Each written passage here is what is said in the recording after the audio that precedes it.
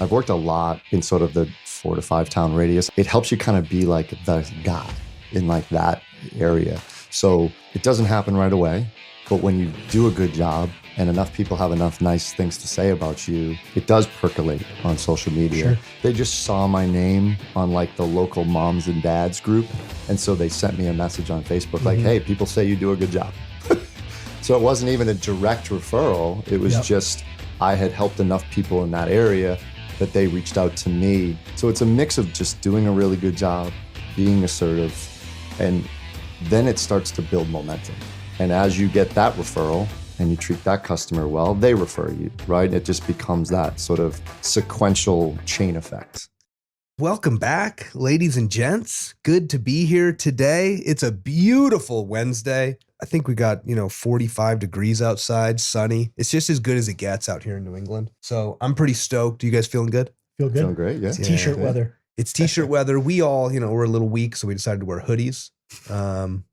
This was unplanned, but man, we look good. We're just matching hoods and feels great. We are here, ladies and gents. This is episode 8 of The Signal, and we are here with a delightful guest, a wonderful human being, top performer in the space. This is Rich Cormier, ladies and gentlemen, and we're excited to get to know him with all of you and hear about your stories and your background. Rich comes from an education background. He was an athletic director for many, many years. He likes sports. He likes to compete, and one day decided it was time to make a change. And we are very glad that he made that decision about 3 years ago. 3.5, yeah. 3.5 years ago. So, and I'm here with my co-host, Mr. Mark Featherstone. How you doing? I'm doing good, dude. Excited to be here. Yeah, what's up, Rich? What's up, guys? So, ladies and gents, we're going to dive into this a little quicker than we normally do because I just want to talk to Rich. And so, Rich Cormier, we're going to start here. I just want to ask you some of the basic questions. We want to figure out who you are and where you come from, and maybe tell us a little bit or a lot of bit about your background and who you were growing up, how you came to be the man you are today, and how you got to the point of saying one day, I'm going to make a switch to the solar industry. Yeah. My story is obviously a little bit different. I think I grew up, I'm from Massachusetts. I'm born and bred. I've lived here my whole life. I went to college in Massachusetts. So, but growing up, definitely sort of on the lower end of the income spectrum, and, didn't have a lot of guidance. Now, my parents were very supportive, but my mom didn't go to college. My dad got an associate's degree while he was in the Navy. So they didn't even really know what to tell me. I just knew I didn't really want to do what they did. They worked in cubicles. They were generally not happy with their jobs, and they didn't make a lot of money. And that was kind of it. Then as I got into high school, I did a lot with kids, right? I worked camps. I coached summer camps and all that sort of stuff. And I was like, You played sports growing up. I did play sports, yeah. Yeah. What'd you play in high school? So in high school, I played basketball and baseball. Nice. So small forward? Wing, yeah. Wing, yeah. Okay. My man. And and that's what I really love. To your point, I love coaching. I love being around kids. And so I was like, again, I don't think I had a great understanding of income. Right. As a 17-year-old, I was young going to college. I was 17. I just don't think I had a great understanding. I kind of knew what my parents made, and I knew roughly what a teacher made. And I was like, well, this is going to be more than my parents make, and like I feel like I'll be okay. I was wrong. But truth is, I enjoyed. So I went to college. I went to grad school. My master's degree is actually in sports psychology, so completely sort of unrelated to much of what I've done in my life, except for the ability to use it in terms of connecting with people. But I enjoyed being a teacher and a coach, particularly being a coach. I loved Friday nights, games, and that kind of experience. And then you have kids, right? And that sort of adds a new wrinkle to life. It changes things quite a bit. I had been teaching for 12 years. And then the opportunity came for me to transition into a role as an athletic director, right? So get out of the classroom, be on the administrative side, and really just immerse my life in sports, which sounded fantastic. Amazing. Yeah. I can't tell you how many people are like, oh, you're an AD? Like you just watch games all day? That's awesome. And like, There's a little more to it than Basically that. just like sitting on your couch watching ESPN all day. Yeah. So I mean, it was enjoyable in pieces, but I just was hitting a wall. I was working, 60, 70 hours a week. I was just kind of always on the clock, right? I was in school during the day. Then I was at all the athletic events in the afternoon, evenings, worked weekends. And my kids were starting to get older and I was missing their stuff to be at other kids' stuff. Mm-hmm. Right. Oh, wow, yeah. So like, I didn't hate being at the football game or hockey game or whatever the case might be. It was enjoyable, but it was like, what was I missing? And you guys know this, but I have twins. So it is a little bit different perspective in that like I have one window of time, right? They're both going to kind of leave. Well, theoretically, they're both going to leave at the same time. And I didn't want to miss that like limited window that I had. And so in my like late 30s, I started to like, what else could I do? And this was not like a quick decision for me. This was something I looked at. COVID certainly played a role. I think it did for a lot of people. And I started really looking at like, what could I potentially transition into? What could my skills transfer? And I looked at a lot of different things, to be honest. And when I finally thought real seriously about going into the solar space, I had actually had solar on my previous house. So I'd been through the experience as a customer. I knew the value in it.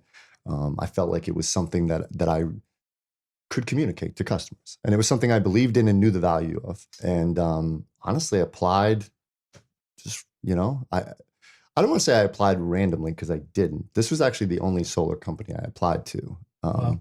And the reason for that is, we hear this a lot, right? In our jobs, people want to do their own research. Mm-hmm. I did that to the best of my ability, right? And I knew there were some companies I didn't necessarily want to work for based on things you hear and Name 'em. read. And so again, I kind of applied on a whim, but not really. You know what I mean? There was a lot of good reviews already at this time. It was a young company at the time. It was only about 2 years. I didn't know anyone here. And then Pat Murphy called me and we had a couple different conversations and he invited me into the office one day. And that, I don't know if we've ever really talked about that, but that was like a really impactful experience for me. I'd never worked in the business world. I'd never had like a corporate job. I'd worked in basically my entire life had been schools, student, college, teacher. Mm-hmm. And so you have like preconceived notions or stereotypes of like what that world looks like and that it's maybe impersonal, like that kind of thing. Sure. And I walked in the office and both you guys I met. You guys came out of your office, you're like, hey, what's up, man? And I was like, aren't you the CEO? And it was just like not what I expected whatsoever. Sure. And that was impactful. It really was. And then just having those conversations with Pat, and Pat was really honest. He was brutally honest. And I appreciated that. He didn't want me to rush into a decision. He knew I had a career. He knew I had a family. And I was ready for that change. I wanted the change. I wanted to bet on myself. And I'm super fortunate and grateful that I'm here. What was it that he was honest about? Like what expectations did he set with you? I think he was honest about what it takes to do this job well. And like, yes, you can make money, good money in this job, but it doesn't just like fall from the sky. Sure. And It does not. Fish don't just jump into the boat. And so he was honest with the possibility that it doesn't work out, right? Not that I was making great money, but I did make six figures. I had a pension. Like I was in a fine place. You know what I mean? Not in terms of what I wanted to do, right? I was like, can I do this for 20 more years? And the answer was no, I can't. And so this was super appealing to me, maybe subconsciously, just my background in athletics and just that competition and just kind of betting on yourself and being willing to put in the work that it takes to be successful. But Pat let me know, like, at the end of the day, if you don't sell anything, like you don't make any money either. Sure. I was okay with that. I was like, I'm going to do a good job. And I was just really comfortable in that part of it. And this might sound somewhat like silly or simple, but he went over like what's like an average commission, which we all know can fluctuate, right? But when he was telling me that, in my last year as an AD, my take home after taxes and just all that stuff, every other week was like $2,700. And I'm like, so you're telling me if I'm bad at this job, I can get $2,700 every 2 weeks, even if I'm just not very good at it. And so I was like, this seems like a no-brainer. Sure. Because I wasn't planning to be bad. Yeah. And so that was kind of like, sort of, I think, what pushed me over the top. And then, like I said, just the culture that you feel right away, meeting Bruce in training was like, Jesus, this guy's like the happiest guy on earth. For sure. Like, it was just, he's such a welcoming face, and he was awesome. And getting to work with Bruce so closely over the past couple of years has been really, really cool. But just every experience I had made me feel better and better about the decision that I made. How long did it go from the time you started until you got your first paycheck? It's a good question. Not long. Now, my first real paycheck obviously takes some time because you got to wait till you get your installs flowing. And at that time, install timelines were a little more elongated. They've gotten much, much better in the time I've been here. But really just a couple weeks. Because again, I wasn't in a position where I was planning to go months without pay. Pat let me know that you're going to kind of be existing on M1 pay, for a little while. Sure. And I understood that. And that M1, for anybody listening on the outside, M1 is a little bit of money after a sale when you get the rest of your money when it gets installed. Yes. And so, you're going to, if you got, 45 to 60 days until you're going to get an install, living off a little bit of money up front, it's hard to do. It's a tough transition. It is. But for me, that little bit of money wasn't all that different than what my take-home check was every 2 weeks. And that was one of the weirder things, because like I had a salary. I just knew what my check was going to be every 2 weeks. And then you put in 4, 5, 6 deals and you're like, I have like 25 grand coming. And then I'm going to continue to make more in the meantime. It was just, that motivated me to keep making that number bigger. Yeah. Right. So then you get it, and then there's more waiting, and then you just keep going. And that was something, I was 40 years old and I'd never had that experience. I'd never worked anything other than an hourly job or a salary job. And I loved that. Like, it was new and a little scary. Sure. But it was also great at the same time. And, I was lucky, fortunate, whatever the case might be. But being 40, I also had a pretty good network of homeowners. And solar is a tremendous value. It's not something that you have to like feel bad about. I never wanted to push a friend or a family member into it, but I was like, hey, you want me to see if this makes any sense for you? Like, yeah. And I'm like, some it didn't. Yeah. One of my best friends was like, honestly, this doesn't really make a lot of sense for you. I didn't have a good house for solar. Others, it was like, it's kind of a slam dunk for you. If you want to do it, great. If not, like, I get it. It's cool. Do you remember your first phone call that you made and who it was to? Man, that's a good question. Yeah, my best friend, actually. He had actually just recently moved into a house with his now wife. And I mentioned it to him. And he's like, actually, we were kind of talking about solar. Yeah. But my first deal actually wasn't him. I was at a barbecue and I was just in the midst of transitioning. And it was a guy who happened to be a neighbor. So it was not someone I actually knew before. Obviously, I knew the people having the barbecue, but I didn't know this guy. And he's like, oh, what do you do for work? And I was like, oh, actually. And I explained how I was transitioning jobs. And he's like, oh, give me a call. I'll be your first customer. Nice.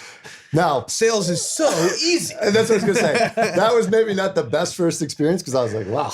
Dang. I just told the guy I worked in solar. Yeah. But that's what I mean. Like, I think I was fortunate that I had some life experience. I had some social network. I had some trust built up with people, and solar made sense for them. And that provided a little bit of a cushion, but that only gets you so far. I mean, even if you sign up every person you know, eventually you're going to run out. Yeah. So you have to continue to make connections and meet people. What I learned about you really quickly, among a lot of things, is that you got good pretty quickly at parlaying a sale into another deal, getting referral business and doing that. And so what was your mindset going into that as you started with your network and then you built your business out from there? That was my mindset when I started. Yeah.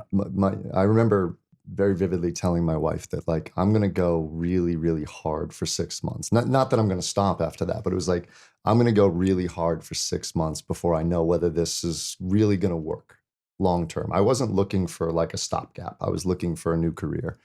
And that was my plan.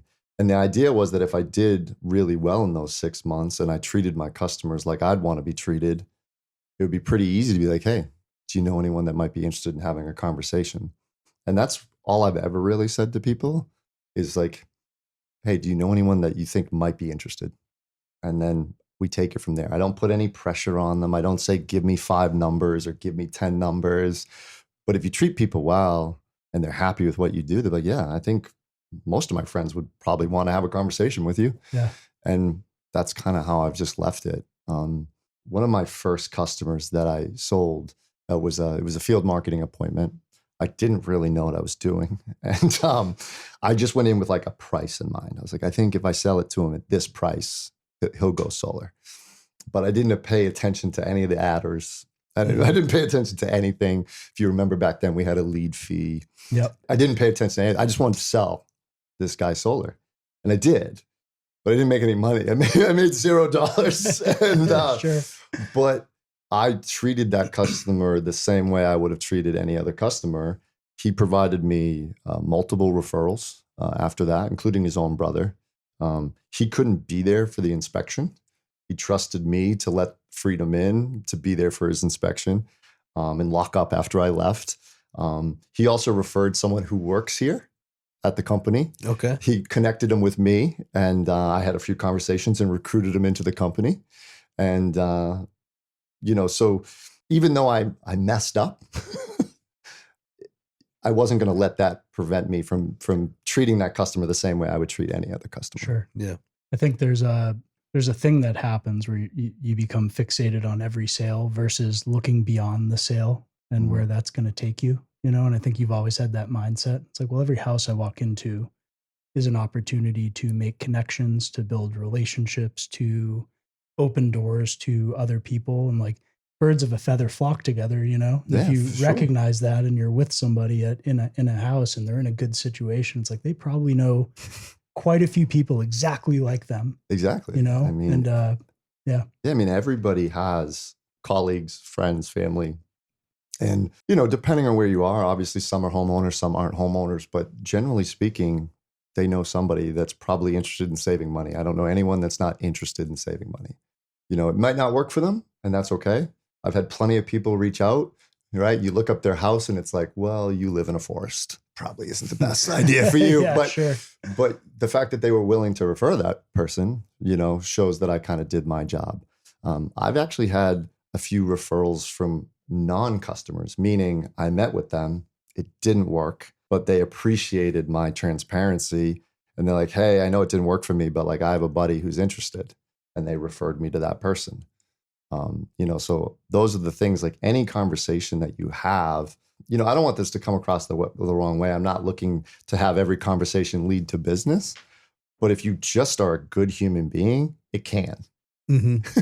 And it kind of will. And that's sort of what I found, that even in social situations, it's pretty easy to, people talk about what they do for work. So it's, you don't have to force it, be like, hey, I work in solar. You want solar? It's just normal conversation that you have with people. And the less pushy you are, the more it's like, well, wait a minute, will it work for me? I don't know, maybe. Yeah, sure. Yeah, I don't know. We can talk about it. Yeah, take a look. We're not going to talk about it right now. We're going to have a good time right now, but yeah.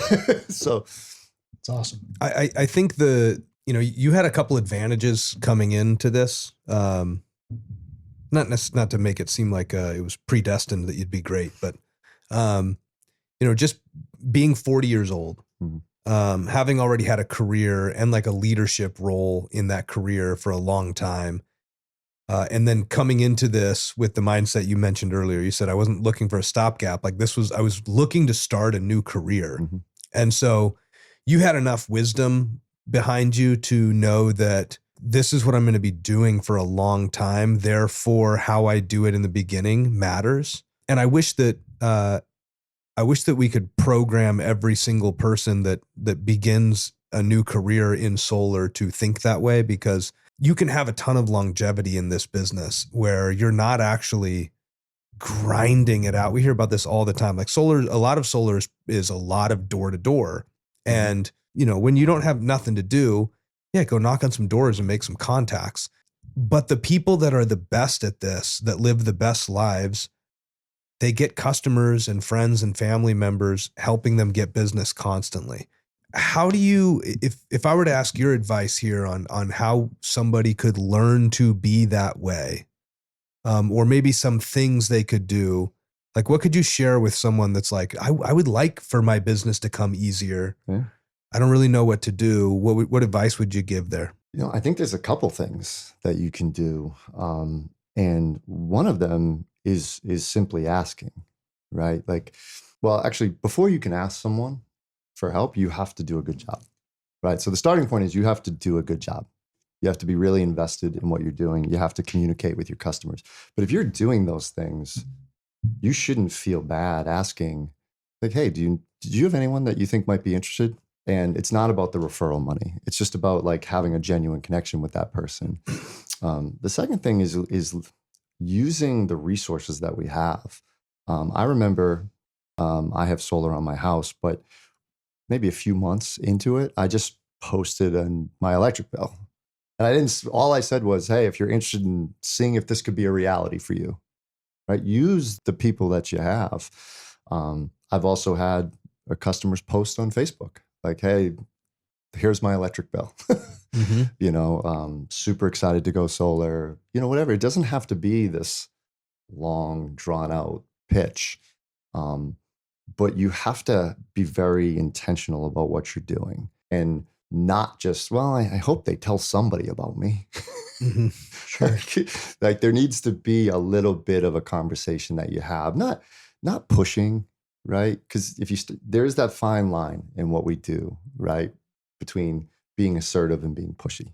Those are two different things. And when I started, I think I was actually really nervous to come across as like that pushy salesman, and probably could have done a little bit better than I did because I was too afraid of coming across a certain way. But as I got more comfortable in this role, I knew the difference between being assertive and being pushy. Can we dive into that a little bit more? Yeah. Like, give me an example, maybe a scenario that you weren't assertive in previously, how you handle it today, and then maybe the extreme version of like being pushy. Like, can we help somebody listening here, like identify the distinction? Yeah, I think for me, when I started, it was like, hey, if you know anyone interested, let me know. It was like this very like vague, just maybe someday solar will pop into your head and you'll direct them to me. Right? That's not going to really work. Or even in the early goings, I still do this, and I learned this from you. But every install, assuming I'm physically able to get to the install, I go to the install and I bring a gift. It's really the only time I use my business card is I like stick it in the gift, right? Yeah. And people be like, oh, I gave your business card. At first I was like, oh, thanks. Sure. No one ever calls you when they give you a business card. And it's just rare. It's very rare. It has happened in the history of this business. It has happened, but it's super rare. Yeah. But I remember when I first started, I'm like, oh, they gave my card. And then you're like, check. You're like waiting for the phone. You're like, I guess they lost it. Now, when someone says that, because they'll still say that, right? So this is like a little bit of an example of becoming a little more assertive. Someone said, hey, I gave your information to someone. I'm like, oh, that's awesome. Would you mind just putting us in a 3-way text? Yeah. Boom. Right. So like, instead of just like, oh, thanks. That's terrific. Like, oh, actually, could you do this instead? Right. And I think that's not even that assertive. No, but it's just specific. It's very specific, but it was something I didn't feel comfortable doing at first because I thought that was pushy, and it's not. It's just like, oh, you know what would facilitate this better? Can you actually just link us up, and then I'll take you out of the conversation. I'll take you from there. Yeah. Right. So that's turning hope into an actual opportunity. Like an actual opportunity is somebody who you have the contact info of and you are in communication with. You can make a win-win situation out of that. Right. But yeah, you can't make a win-win situation out of somebody with your business card floating around in their garbage can. Exactly. Yeah. And I think the other thing that has worked well for me is I've worked a lot in sort of I don't know, 4 to 5 town radius. I've certainly done work outside of there, but it helps you kind of be like the guy in like that area. So it doesn't happen right away, but when you do a good job and enough people have enough nice things to say about you, it does percolate on social media. Sure. And in the past year, I've probably had, I don't know the exact number, probably 10 to 12 people who, without even having an actual person refer them to me, they just saw my name on like the local moms and dads group. And so they sent me a message on Facebook like, hey, people say you do a good job. So it wasn't even a direct referral. It was just, I had helped enough people in that area that they reached out to me. And again, you can't rely on that. But again, if you just do a good job for over a period of time, you will get a couple that way. So it's a mix of just doing a really good job, being assertive, and then it starts to build momentum. And as you get that referral and you treat that customer well, they refer you, right? It just becomes that sort of sequential chain effect. What were the 4 towns? So I'm mostly in like Mendon, Upton, Northbridge, and then it's kind of branch out a little bit to like Hopkinton and Holliston. Yeah. That's a You don't like to dip great belt. You don't dip your toes into the Millis water, huh? I have not. It's my turf. It's a very small town. Just kidding. Yeah, there's not a lot of homes, but yeah. Oh, it's awesome, man. I call that like selling in a bubble. It's like you just start there and you keep working it. I think it's easy to get off track early. Like, well, I'm going to bounce around. I'm going to go try a bunch of different towns and neighborhoods all over the place. And you took the right approach because you built traction in a small area. You built a name for yourself to the point where people just talked about you publicly. And then you kind of let referrals take you outside of there. So would you get referrals coming in that are across the state? Or Then you get like, hey, my friend lives in New Hampshire. Yeah, sure. Yeah, sure. We do New Hampshire. Yep. Wanted to go up there anyway. Yeah. So it is great. And it's also another way to build credibility. When you're working with people in your general community, like they're going to see you. I'm not going anywhere. I have kids in the school district. I coach youth sports in town. Like I'm not going anywhere. So that also brings a little bit of credibility and trust. And every sale gets easier. Yeah, You just have a more in-depth story to tell about the impact you've made in the town or the community and with X amount of people. Yeah. So that's awesome. So you've done an excellent job building a book of business in a really meaningful way and starting out that way. Mm-hmm. And now you've gotten to this point where, I think you've crossed over the 100 install threshold, which is a big milestone for any solar professional. Like once you get that, like, I've always said before, I think the magic number is like 50. Yeah. Like you need 50 happy installed customers and you will never go without. Like you'll always be able to drum up a deal. And so congrats to being on the other side of that and now like double that threshold, like, whatever fears you may have had or your wife may have had for you to quit your job and go 100% commission. I'm sure that it's those fears are resolved at this point. Yeah, 100%. It's probably short-sighted when I came in. I was honestly hoping like, even in my mind, if I could just make a little bit more than I was making, but have a better quality of life. I was like, that's a win. And now I have a way better quality of life and I make more money. Yeah. It's a win-win. Yeah. So what's the quality of life like? So talk to somebody here that's working a 9 to 5 or is on like shifts and has to be certain places 5 days a week for X amount of time. What has the upgrade in quality of life been like? But also what are the downsides? Because there's some downsides to it, I know. There are some downsides, but I think the flexibility that you have in this role outweigh it. So in my job, yes, I talk to people at night. I talk to people on the weekends.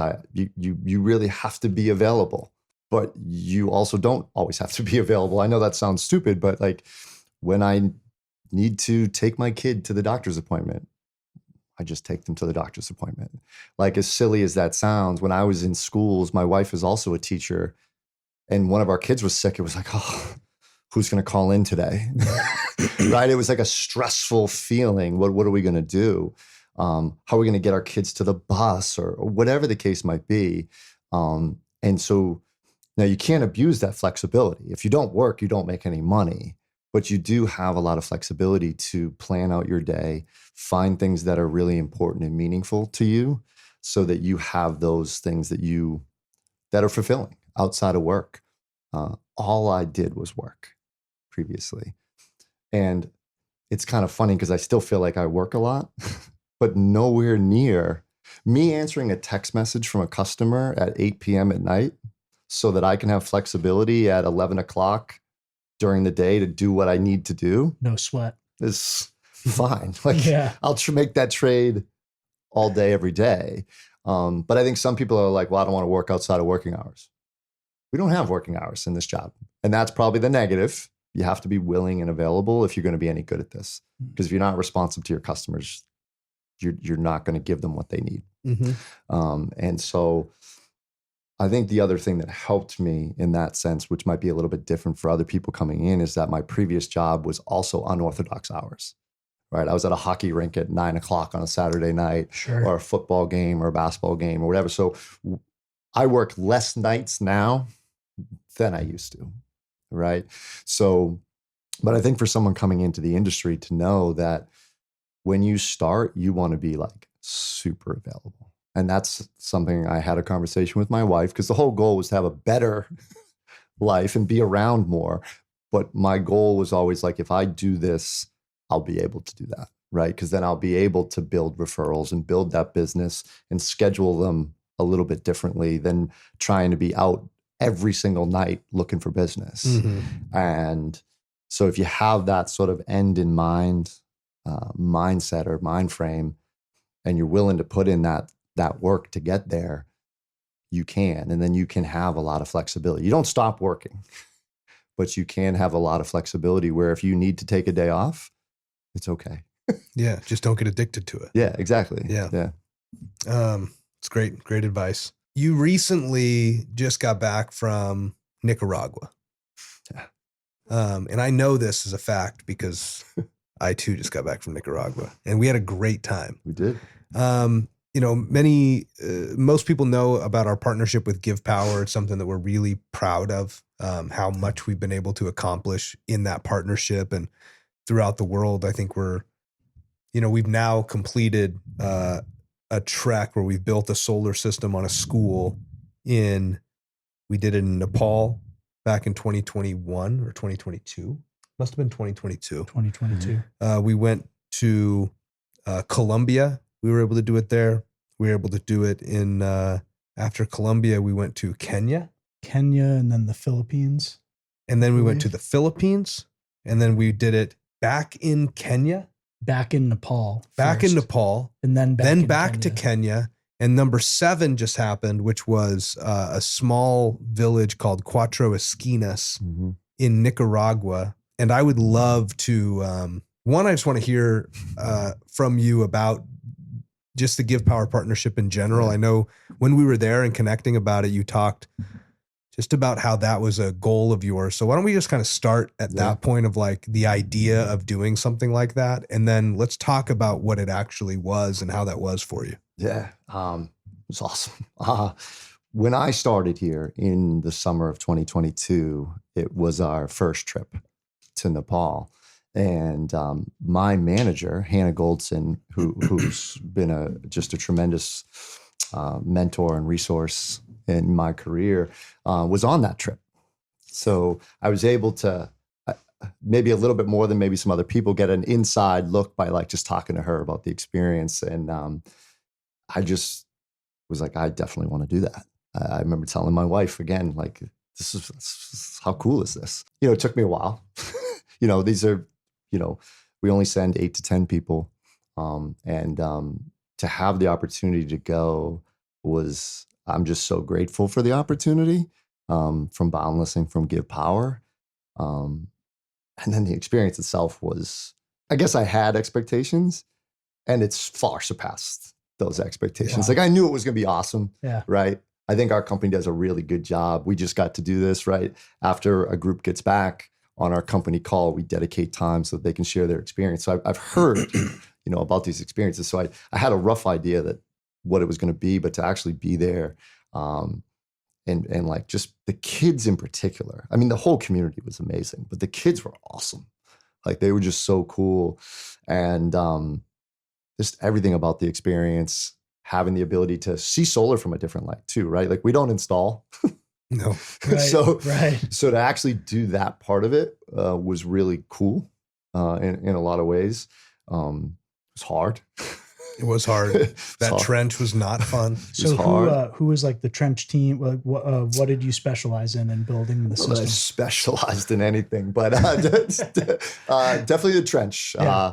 We had it was a pretty good group of us, about 5 or 6 of us. Yeah.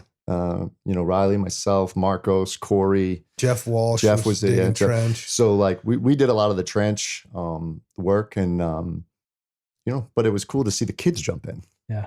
There was one day where Andre was he was like dejected, like sitting there, and someone was like, "What's up, man?" He's like, "No one's asked me to help."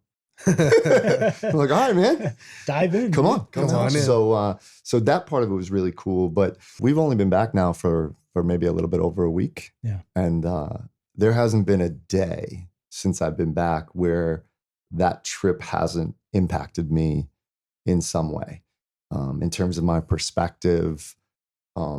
Like this is kind of a silly story, but literally last night, my wife asked me to bring up our like Christmas decorations from the basement, and so I'm a dutiful husband, so I'm getting all the stuff up, and I'm bringing up like bin after bin of like. You're a before Thanksgiving guy. Huh? We are now, yeah. Like I said, kids change things, but anyway, and in my head, it wasn't just about bringing up the Christmas decorations. It was like we have more Christmas decorations than most of those families had possessions. Yeah, and it's just like, again, it just sort of like puts things in perspective, and it just increases your gratitude, right, for what we have and the opportunities we have. It's so easy. Everybody's life has stresses. This job can be stressful. Any job can be stressful, right? And when you stop and think, it really does change your perspective about what blessings I have personally, and that to be grateful for, and to really enjoy the moment. Mark, you and I earlier were having a phone conversation about my daughter's team, basketball team that I coach. She got to go on the Celtics. She got to go on the court before the Celtics game the other day.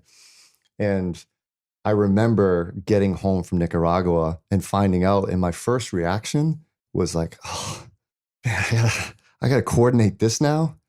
I mean, you talk about privilege. I had to coordinate my daughter's team going to the Celtics, sitting up in like nice seats and getting to play on the court before the game. And I was like, oh, like what? And like, I was mad at myself that I was like somehow frustrated that I had to do this. Mm-hmm. So the trip just really does change your perspective. I've been lucky to keep in touch with some of the people through WhatsApp, and it's been cool to just continue those conversations as well. So it's great. Yeah. My host family, they have 2 phones. I know that. But some of the kids are logged into the mom's Facebook account. But I've woken up every single morning and gone to bed every night with a good morning, how are you, from one of them, or a good night, which has just been awesome. Tell everybody a little bit about like the conditions there. Like what was this community like? Tell us about the community and the work that we did. Yeah. And also, what the living conditions were, and kind of paint a picture if you could. Yeah. So certainly by our standards, the living conditions were incredibly limited. First of all, it was really hard to get to this community. And I think that's the biggest like bummer, because like I would love to just find a way to get back there, and it's really hard to get to this community. We were about 7 to 8 hours from the capital city, and it was difficult terrain driving there, getting there. We were very remote. And then once you get into the community, the roads aren't really what we would consider roads. They're just mud paths. Trails. Yeah. There's no power. right? So there's no electricity in the community at all. There's no like indoor plumbing. The houses are largely just whatever materials can be found. Most of the floors are mud, very, very primitive by our standards. But it hits you almost immediately that they have everything they need. Mm.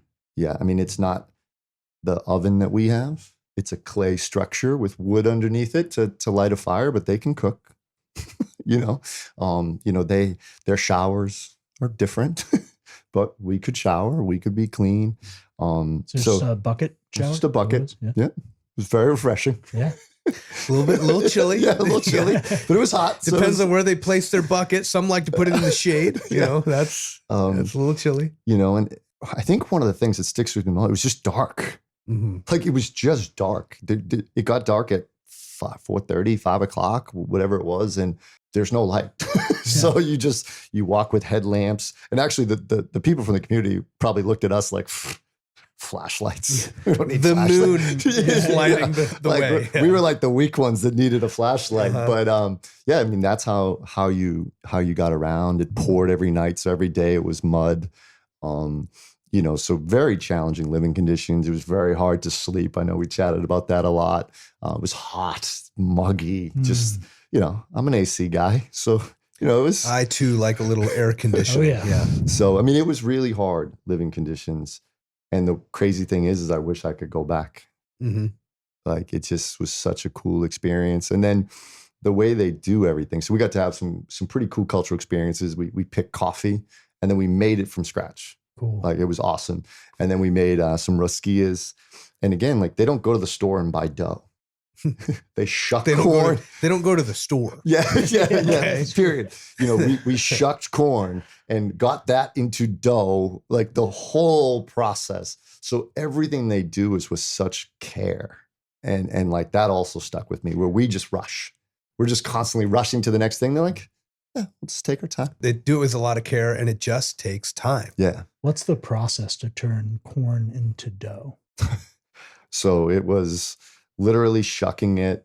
Then I believe we added baking soda. Mm-hmm. And it was. They have a little machine that kind of grinds it. Yeah. So you kind of grind it by hand. You put the corn in and then you grind that corn, which I don't really know what that does. And then you add baking soda. And they also added, and then they grind that. They added some sort of liquid. Was it just water? I think it might have just been water to kind of like dough it up a little bit. And then that just kind of turns it into dough. Yeah. Wow. But it was, again, it's a process. Whereas like when my kids want Cinnabons, like pop the thing, stick it in the oven. Yeah, sure. Fire up the gas stove. Yeah. And again, we were like putting like real, like sugar in the middle and like just it's a very different experience. And they kept apologizing that it was taking so long to cook. And we're like, we're fine. And then like a limbo broke out. Yeah. Like, it was awesome. So yeah, the whole experience, I know it gets said all the time when groups come back, but it's great to have an impact on the community, but the impact on, at least for me personally, was so much more than what we gave them. But again, having been a teacher, it was really cool to know we were powering a school and that we're going to be able to provide that many more educational opportunities for those kids. The kids were so smart. They were so awesome. And like with such limited resources. And so now just to have a few more resources, some, a computer and, just simple things like that we take for granted was huge for them. So, Wow. Doing a school, my host family was the teachers of the school. So the husband and wife were teachers. Their oldest daughter, 19 years old, she was a teacher. So every night I got to sit and talk with them. And they were just so grateful, like just eternally grateful and so excited to, like now they can do other classes. Like adults can go do like classes in the evening. We connected us. I don't think we connected it at the time, but it's a Starlink. So they have internet. So they have internet in the school. They got laptops. They got a TV. They got fans, so it's not so freaking hot in there because it is hot. Nicaragua is hot. Yes. And it's humid. And so, just a fan blowing makes all the difference in the world. I remember just leaving that community and I was I pretended like I was asleep and closed my eyes because I was crying. And I just miss those kids, dude. Just like watching them. Like they spent every minute of every day with us, followed us around. Yeah. They wanted to be in the mix. Man, that was it was awesome. Yeah, it's funny you say that because when I was fortunate enough to do an interview with Freya while we were there, and our GivePower videographer, and I was like tearing up, in some of my answers. You can't know how you would feel one way or the other, but I think having kids, the age of the kids that we were there with, like made it even more emotional. Mm-hmm. Sure. Yeah. The goal in that is to create a new learning environment for the kids. And what will happen probably in the future now, because you guys went and did that, someone will leave that village. Like a kid will find his way out of that village and a path out of it into the world and doing something that he or she wouldn't have done otherwise. And then turn around and extend the olive branch back to the village and show that it's possible to go do bigger things. Pay it forward. Pay it forward. And so, yeah, I think the ripple effect of these treks and what you guys did down there, I don't even think you can really compute what that will do and the paths that it will create for people for forever. And I incredible. think to that point, Riley and I experienced this firsthand, but Don Ramon, the person who opened up his home to sort of it was like the headquarters. It's where we had all of our meals. He had 2 adult children living in the United States. And like we were sitting around one night on his back porch, and he was saying like, I felt like this was the thing to do to provide more opportunities for my community. And my host family had no children in the school. They had adult children, but they have a grandson and a granddaughter in that community who are 2 years old and 4 months old. And they were like, we did this for them, for the future. And so that community definitely sees the long-term benefits of what we did. And it's really cool to know that, we were able to do that and have that impact. So what's your big takeaway? What's the thing that you learned that you didn't really know or understand before now that you're back, the Rich that exists today? I don't know that I didn't know it before, but I definitely didn't practice it enough, which is gratitude. Yeah. And like really being present with my day and like letting things that aren't important go and focusing on the things that are important and really appreciating what I have.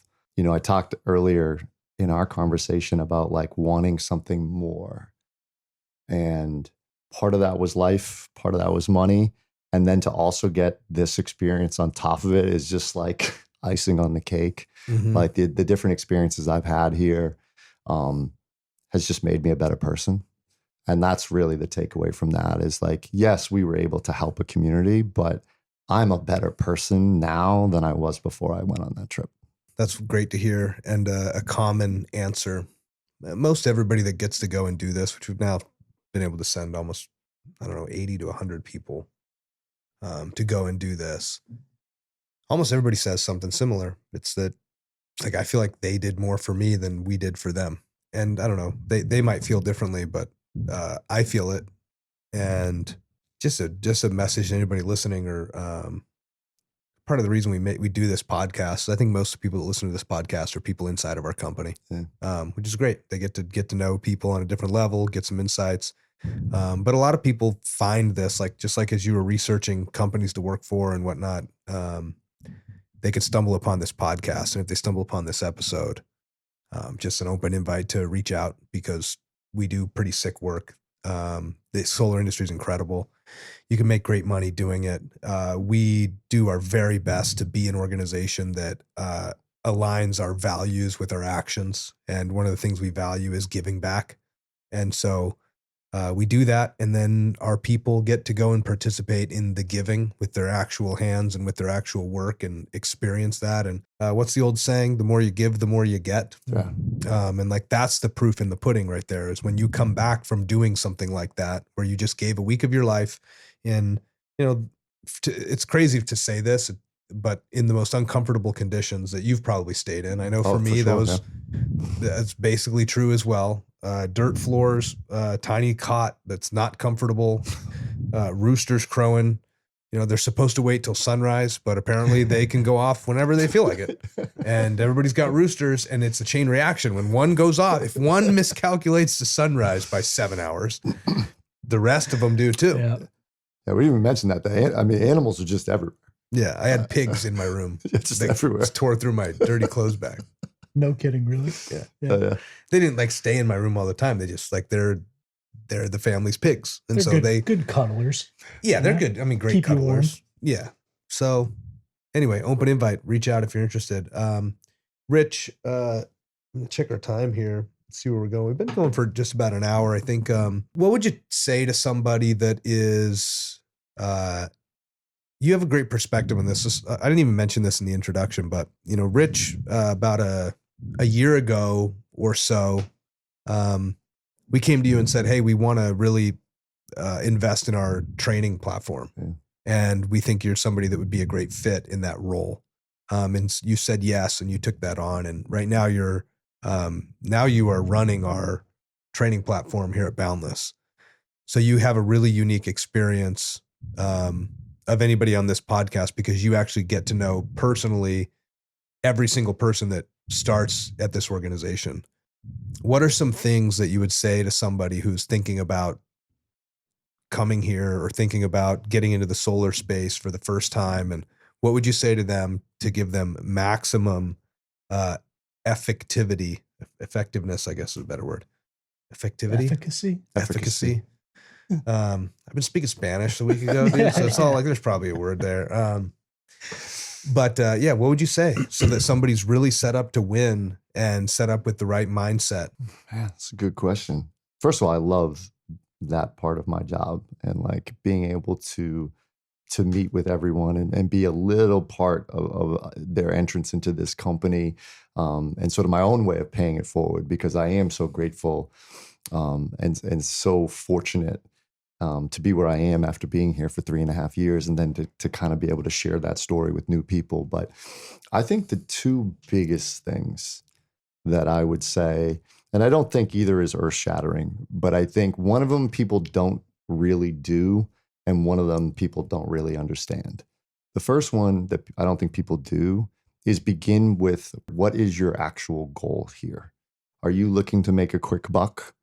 Like, what is your grand plan, so to speak? What is your end?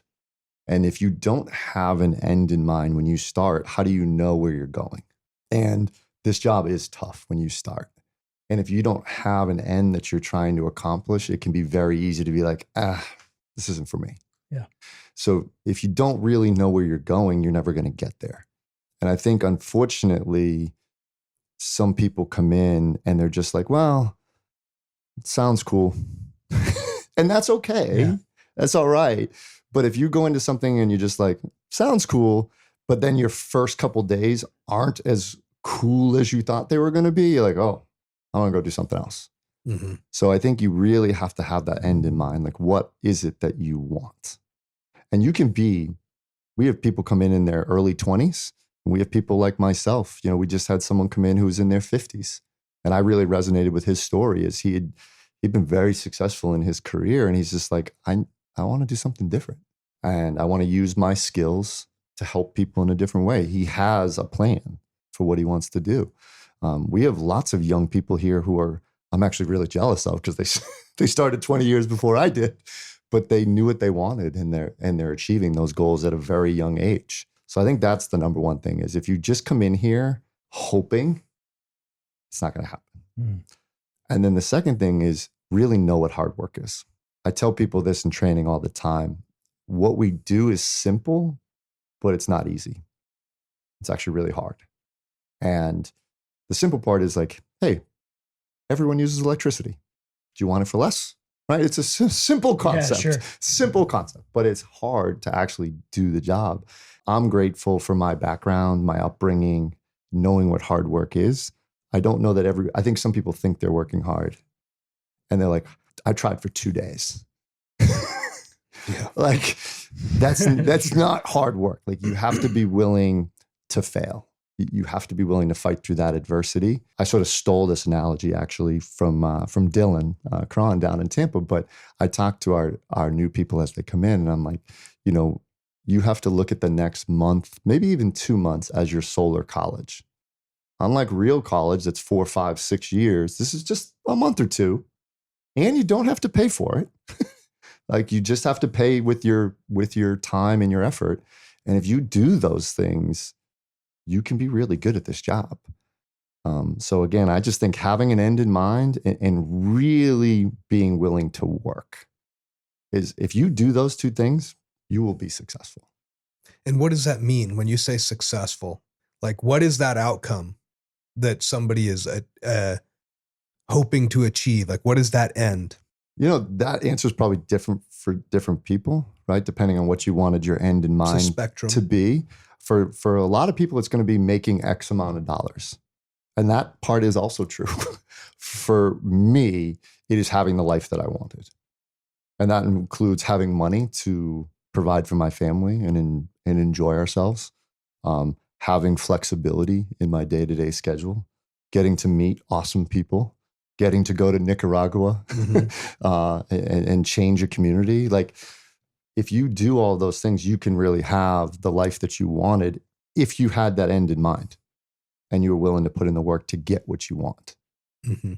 And like, for me, I don't even think I envisioned this being as good as it has been, right? Like, I had my end in mind, I had my goals, I had my hopes, but it was really hard to actually envision that. I was 40 and I asked Pat Murphy in one of our conversations, I was like, so if I don't have like an appointment, or I'm not actively working on something, like, what do I do? And he's like, I don't know, play golf.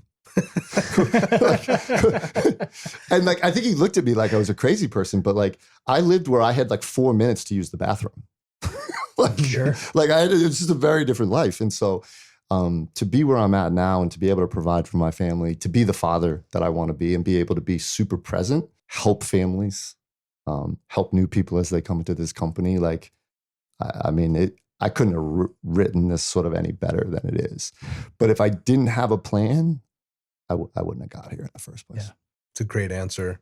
And I think what it tells anybody listening is that it's been true for me. I think it's been true for you. I'm not going to speak for you, but it has been true for you and so many other people. Like, this industry and this platform, like, this is a platform to get the life and the lifestyle that you want. It's really hard to find another place where you can say, I would like my life to look like this. And then you can just do the math on the back of a napkin and go, okay, I need to sell this many deals. And that means I probably need to put in this much time. And then as I get better and more efficient, I can still sell that many deals, but I'm going to get a lot more of them from referrals. So therefore, I'm going to get to the point where I'm working 25 hours a week. I'm going to make $300K, and I'm really going to only be prospecting 2 days a week. And the crazy thing is all of that is true. And the way you get there is by helping people. Like, it's kind of a wild, like, sure, we help people and then in essence help ourselves at the same time. Like, I just don't know if there's something else where that is the case. Like, I just, I just don't know that there's another job where it's such a win-win-win. It's awesome.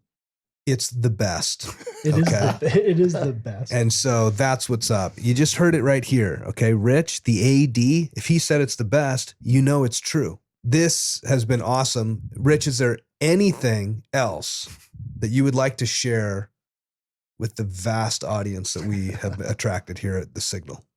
I mean, all I would say is, if you're watching this and you are not sure if this is for you, or you're contemplating it, or maybe you're even going through some tough times, you're here and it's, you know, there's been some challenges, think about what you want.